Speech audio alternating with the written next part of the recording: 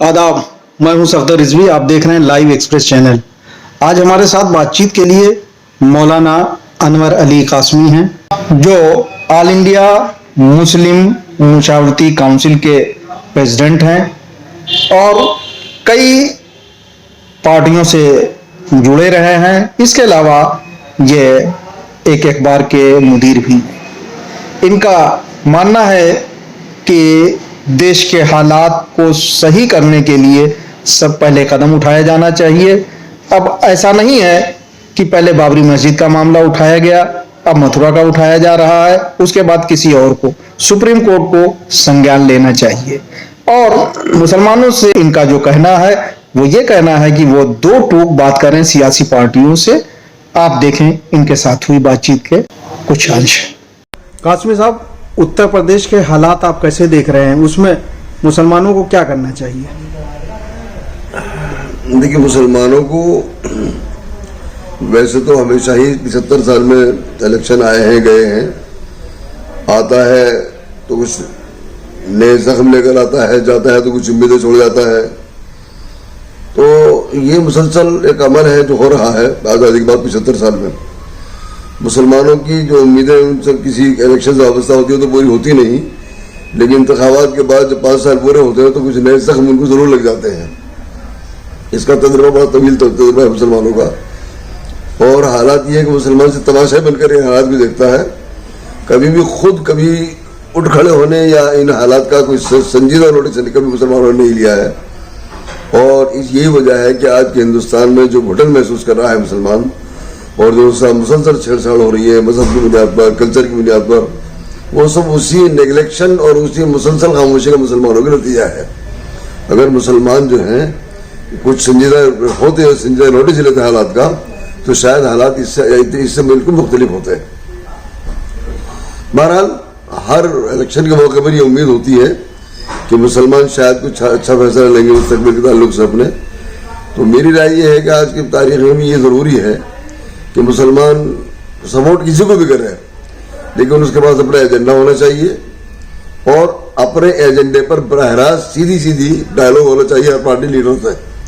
जिस पार्टी को वो जॉइंटली सपोर्ट कर रहे हैं और या मेजोरिटी उनकी उस तरफ जा रही है, तो उनको जो है खाली ब्लाइंड किसी को फॉलो नहीं करना चाहिए। आपने कहा एजेंडा होना चाहिए, एजेंडे में क्या होना चाहिए आपके ख्याल के हिसाब से क्या है? भाई, मेरा जो मुसलमानों के मसाइल हैं, जो मसाइल जो हैं, जैसे 2013 में ये हुआ है, मुजफ्फरनगर हुआ है, और जो जानबूझकर जो है समाजवादी पार्टी ने उसको नेग्लेक्ट किया, और अब मोदी ने अगर सारे के सारे 70-75 की वापस लिए उसने तमाम लोगों के, जबकि बहुत ही खतरनाक किस्म के केस थे उनके पास।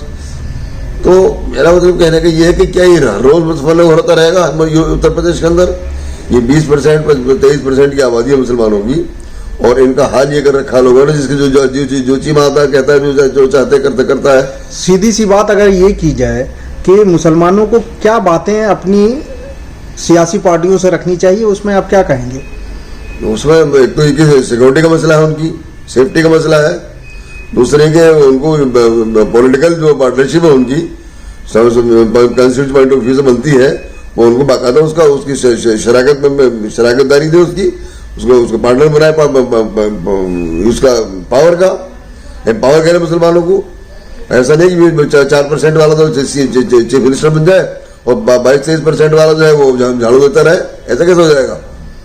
एक तरफ 23% वाला जो आबादी है उसको कम से कम डिप्टी सीएम बनना चाहिए। बीजेपी के खिलाफ जो एकजुट हो रहे हैं, अखिलेश यादव के साथ सबसे ज्यादा घटक दल है जो सेकुलर माने जाते हैं, और जिनको माना जाता है कि वो एकजुट हो जाएंगे और योगी सरकार के खिलाफ उत्तर प्रदेश में चुनाव लड़ने की तैयारी कर रहे हैं।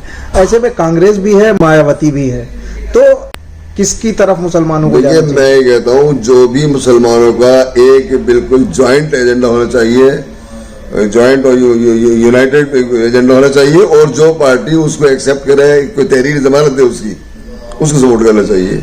नहीं, वो कांग्रेस एजेंडा कह रहे हैं, एजेंडा कहीं आसमान से उतर के आएगा? अभी लोग तो बताएंगे क्या एजेंडा होना चाहिए। एजेंडा जो उनका मसाइल है वो क्या है आप बताएं ना। You are a Muslim person and you are a Muslim leader. भाई, हम एजेंडा ये है कि मुसलमानों को जो है रिजर्वेशन मिलना चाहिए, मुसलमानों को जो है एम्पावर होना चाहिए, कैबिनेट में जगह मिलनी चाहिए, ज़्यादा से ज़्यादा लोगों को आना चाहिए, ज़्यादा से ज़्यादा लोगों को टिकट मिलनी चाहिए मुसलमानों के, और ऐसे कैंडिडेट को दिए जाए जो जीत कर दिखाए, जीते, जो खाली हराने के लिए जो नहीं टिकट मिलनी चाहिए। अभी एक नया मुद्दा आके खड़ा हो गया है जो करंट मुद्दा है, जिसपे शायद चर्चा चलेगी और हंगामा भी होगा कि अयोध्या के बाद अब मथुरा आ गया है। तो इस पे आप क्या कहना चाहेंगे? इस पर ये कहना चाहेंगे भी ये तो होता ही रहेगा। इस पर सुप्रीम कोर्ट को भी संज्ञान लेना चाहिए कि सुप्रीम कोर्ट ने बगैर बाबरी मस्जिद के ताल्लुक से एक ऐसा फैसला, तो अगर सुप्रीम कोर्ट उसमें इन्वॉल्व ना हो तो बिल्कुल काबिल कबूल नहीं है वो। और सुप्रीम कोर्ट में भी सिर्फ सुप्रीमेसी की बुनियाद पर उसको एक्सेप्ट किया गया, वरना डिसीजन थोड़ी है वो भी। लेकिन आगे भी अगर ऐसा हुआ तो फिर बहुत महंगा हो जाएगा। इसलिए हुकूमत की और सब तमाम कॉन्स्टिट्यूशनल इंस्टीट्यूशंस की जिम्मेदारी है कि इस तरह के जो है इस तरह की छेड़छाड़ को रोका जाए, और जो कोई स्टेटस बरकरार करे तो ये बात ना होगा, कहीं छेड़छाड़ ना हो।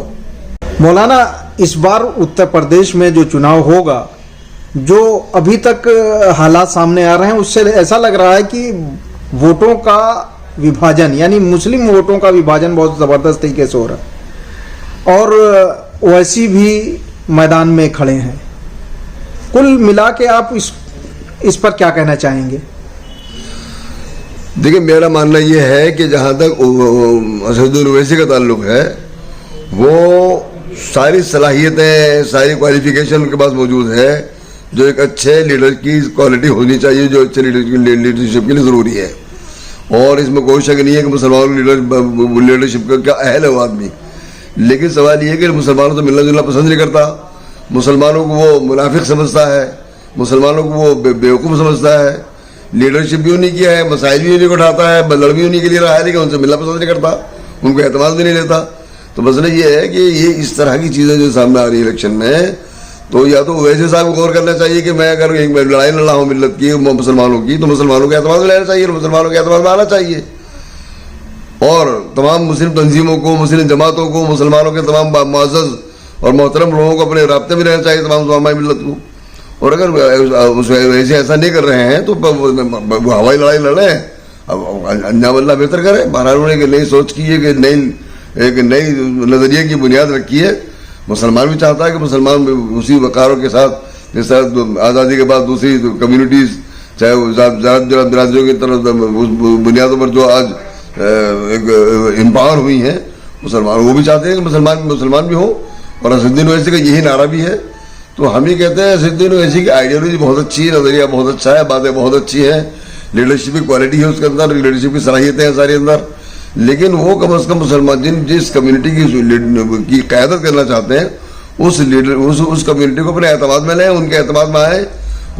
कम्युनिटी में काम करने वाले तमाम अफराद, इज्तिमाई अफराद हों या इनफरादी अफराद हों, तंजीमें हों, जमातें हों और सोसाइटीज़ हों, उन सबको एतमाद में लेना चाहिए। सबकी सरपरस्ती में सबके साथ लेकर चलना चाहिए, तभी तो मुसलमानों का एतमाद जीत पाएगा वो आदमी। आप सीधी सी बात ये कहना चाह रहे हैं कि तमाम लोगों को बुला के उनसे मीटिंग करना चाहिए, उनको बुलाकर या जाकर पहुंचकर उनका हर पार्टी को जाए, जमात के दफ्तर के लोग जाकर बैठे, वो तंजीमों के सरबराहों से मिले, जिम्मेदारों से मिले, जमातों के सरबराहों से मिले, जिम्मेदारों से मिले। क्या आप ये नहीं समझते कि तमाम तंजीमों और जमातों और दूसरे लोगों की भी जिम्मेदारी है कि वो ओवैसी से जाके मिले? ओवैसी से मिलने की सब लोगों ने बहुत कोशिश कर ली, लेकिन ओवैसी किसी से मिलना पसंद नहीं करते हैं, ना ओवैसी किसी को टाइम देते हैं, ना ओवैसी किसी को एंटरटेन करते हैं। ये बदकिस्मती है, या तो असदुद्दीन ओवैसी की बदकिस्मती है, उन लोगों की बदकिस्मती है। अब तक जितनी शिकायतें मिल रही हैं सिर्फ यही मिल रही हैं, उन्हें अगर वहाँ कोई ऑफिस वगैरह बनाना है अभी स्टेट में, तो किसी साइकिल वाले को ढूंढेंगे, किसी सब्जी वाले को ढूंढेंगे, चाय वाले को ढूंढेंगे, ऐसे अननोन पर्सन को जो है अपनी पार्टी में ज्वाइन कराएंगे, जिसका महल्ले में कोई पहचानता हो जिन लोगों को। और जो नॉन फिगर्स है उनको मुनाफिक समझता है, वो समझता है शायद धोखा देंगे मुझे और मेरे साथ गद्दारी करेंगे, ऐसे लोगों को एतमाद मिल जाता आदमी। तो बहरहाल पार्टी चलाने के लिए तो एतमाद जरूरी है। सियासी पार्टी में तो एतमाद की कभी आगे नहीं बढ़ रही थी आदमी को। ये आप सुनी सुनाई बात कर रहे हैं या आपका खुद तजुर्बा रहा है? नहीं, कुछ तजुर्बा, बहुत लोग हमारे राब्ते में ऐसे हैं जिन लोगों ने बहुत कोशिश की उनसे मिलने की, बावकार लोग हैं, बासर लोग हैं, मेरे राब्ते में ऐसे लोग हैं जिन्होंने बहुत कोशिश की, अप्रोच की उनका, लेकिन कभी जिंदगी में उन्होंने एंटरटेन नहीं किया किसी को। यानी आप ये समझते हैं कि वो कभी कामयाब नहीं हो सकते? नहीं, मैं ये कह रहा हूँ कि ऐसी कामयाबी किस बुनियाद पर होगी? बस जिस कौम की, जिस कम्युनिटी की वो लीडरशिप करना चाहते हैं, उस कम्युनिटी को एतमाद मिलेंगे तो किसकी वो करेंगे वो। आपसे गुजारिश है कि इस चैनल को सब्सक्राइब करें, लाइक करें, शेयर करें और कमेंट करें।